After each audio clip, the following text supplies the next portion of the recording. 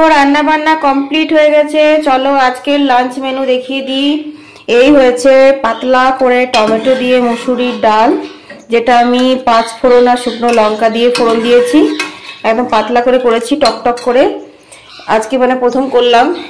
আর এখানে রয়েছে হচ্ছে করলা ভাজা আর পেঁপে সেদ্ধ, আর এটা রয়েছে কুলের চাটনি। কুলের চাটনিটা আজকে না, আমি কালকে করেছিলাম, তো ওটা রয়েছে, ওটা আজকে খাওয়া হবে।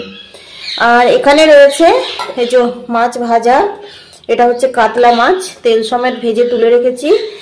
আর এখানে রয়েছে তিল দিয়ে আজকে শিম রান্না করেছি, দারুণ দারুণ, বড় ব্লগে তোমরা রেসিপিটা পেয়ে যাবে।